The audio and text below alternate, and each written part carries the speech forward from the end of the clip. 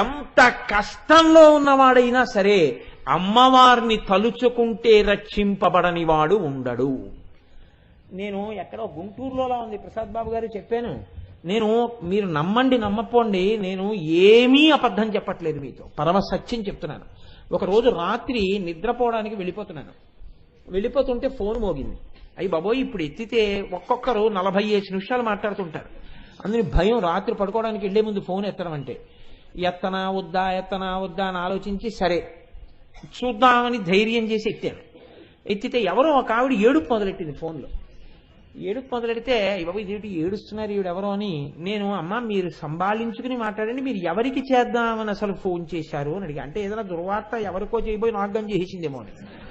అంటే ఆవిడ చాగంటి కోటేశ్వరారు ఇల్లేనా అండి? అమ్మా నేనే. అయితే మీరు ఎందుకు దుఃఖపడుతున్నారు, మీరెవరు అసలు, ఎందుకు నాకంత దుఃఖంతో ఫోన్ చేస్తున్నారు అని అడిగారు. అడిగితే ఆవిడ అన్నారు, కోటేశ్వరారు నేను ప్రస్తుతం హైదరాబాద్లో ఉన్నాను, నేను ఎప్పుడో ఎక్కడో మీరు ప్రసంగం చేస్తుండగా విన్నాను. అకస్మాత్తుగా మా వారు అన్నం తింటూ టేబుల్ మించి కింద పడిపోయారు. టేబుల్ మించి అంటే కుర్చీలోంచి కింద పడిపోతే ఆయన ఆసుపత్రికి తీసుకెళ్ళాం. డాక్టర్స్ ఏం చెప్పారంటే ఈయనకి చాలా అత్యవసరంగా గుండెకి శస్త్రచికిత్స చెయ్యాలి. ఏవో మూసుకుపోకూడనంత రీతిలో ఆయన గుండె కవాటములు మూసుకుపోయి ఉన్నాయి, ఉత్తర క్షణం తీసుకెళ్ళమన్నారు. తీరా ఇక్కడికి తీసుకొచ్చిన తర్వాత ఆపరేషన్ తొందరగా చేస్తే తప్ప బతకడానికి అవకాశం లేదు. ఆపరేషన్ చెయ్యడానికి వీలు లేనంత రీతిలో ఇతర రుగ్మతలు కొన్ని ఉన్నాయి, షుగర్ లాంటివి. ఇప్పుడు ఆయన బతుకుతాడా బతకడా ఆయన ఉన్న స్థితిలో అన్నది మేము చెప్పడం కష్టమని ఆయన్ని లోపలికి తీసుకెడుతున్నారు. పిల్లలు ఇంకా కన్యాదానం చెయ్యవలసిన స్థితికి వచ్చి ఉన్నారు, మేము కన్యాదానం చెయ్యాలి. ఈ స్థితిలో నాకు ఏమీ తోచక మీకు ఫోన్ చేశాను. మీరు నాకేమైనా ఉపశాంతి కలిగే మాటలు చెప్పగలరు. నాకు తెలుసు మీరేం మా ఆయన ప్రాణం పోయలేరు, నేను అటువంటి కోరికతో ఫోన్ చేయలే.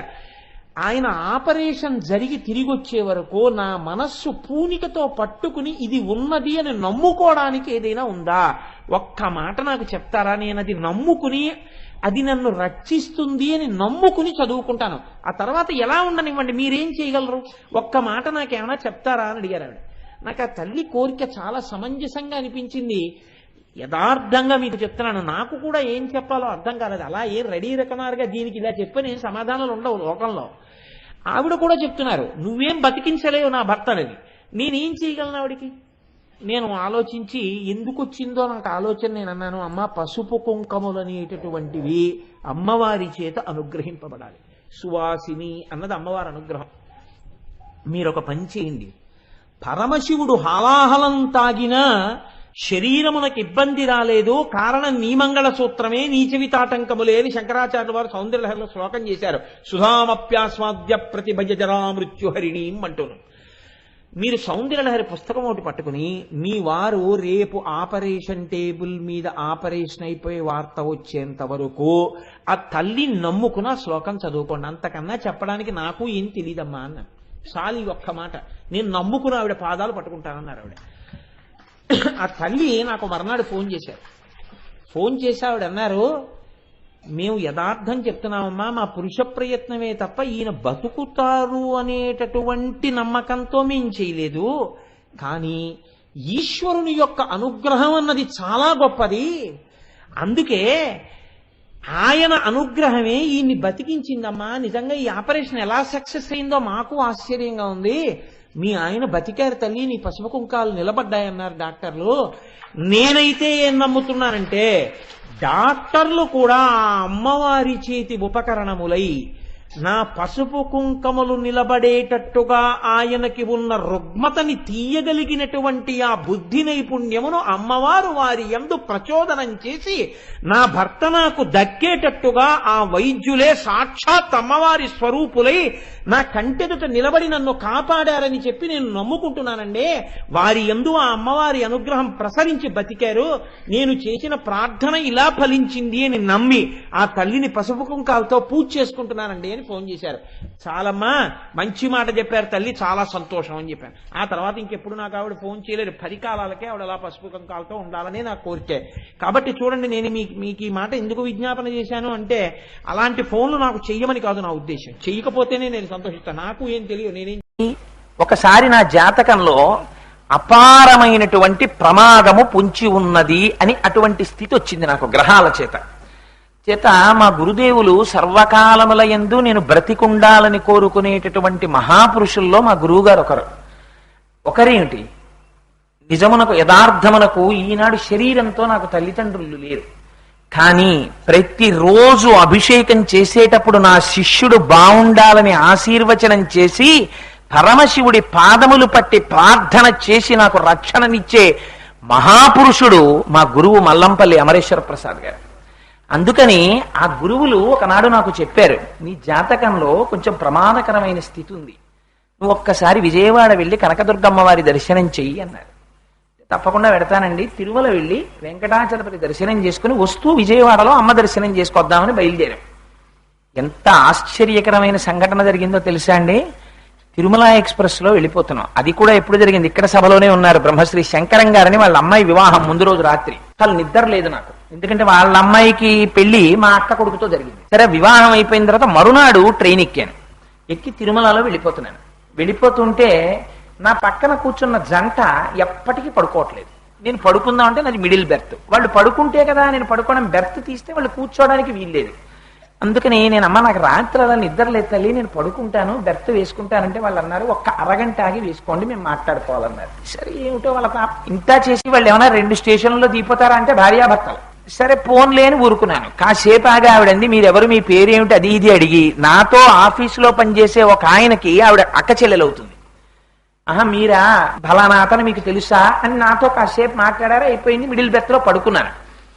ఒక 2 గంటలు ప్రయాణం చేసిన తర్వాత, మీరు నమ్మండి నమ్మపోండి, అమ్మవారి సౌందర్యలహరి చెప్పుకుంటూ ఈ విషయం చెప్తున్నాను, ఎవరో నా చెవు దగ్గరికి వచ్చి అన్నారు, రే రైలు పడిపోతోందిరా, దూకి బెర్త్ మించి అన్నారు.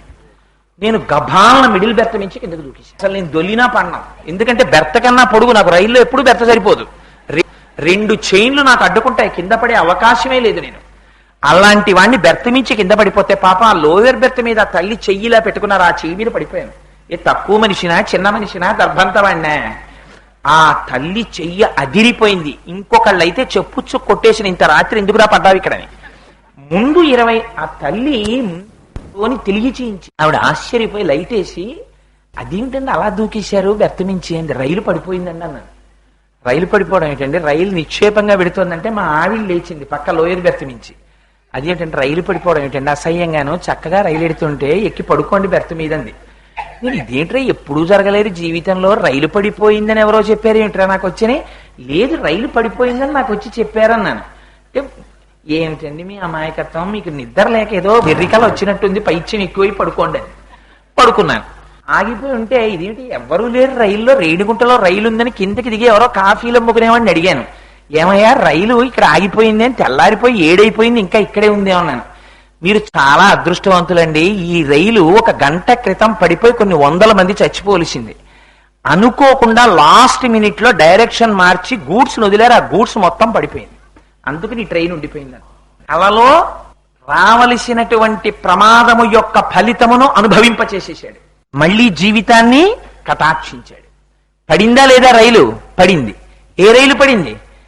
ఈ రైలు పడినటువంటి అనుభూతిని స్వప్నంలో పొందాను. రైలు పడిందా లేదా? పడడము జరిగింది, ఎవరికీ ప్రమాదం లేకుండా గూడ్స్ పడింది.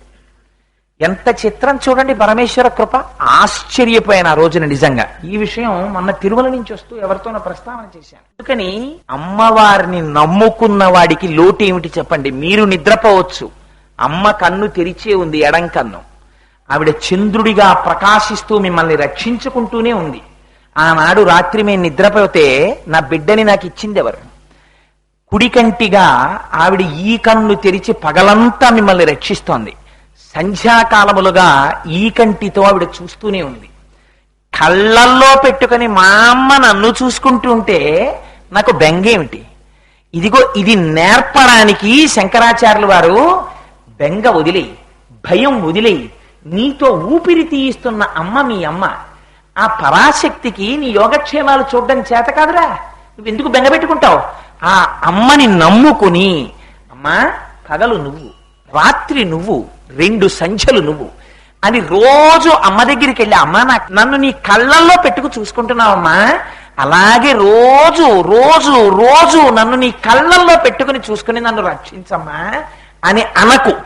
అలా అంటే అమ్మ దగ్గరికి వెళ్ళి అమ్మ నన్ను నీ కళ్ళల్లో పెట్టుకు చూసుకో అనాలా? అనక్కర్లేదు. అమ్మా చూసుకుంటున్నావను. ఎలా అంటావు? ఇలా అను. అమ్మా ఒక కన్ను నిన్ను కాదు చూసుకుంటున్నది, సమస్త జగత్తుని చూస్తోంది ఆవిడ. ఇది ఎరుక లేకుండా పోతోందంతే. ఈ మాట చెప్పు, తల్లి ఎంత పొంగిపోతుందో.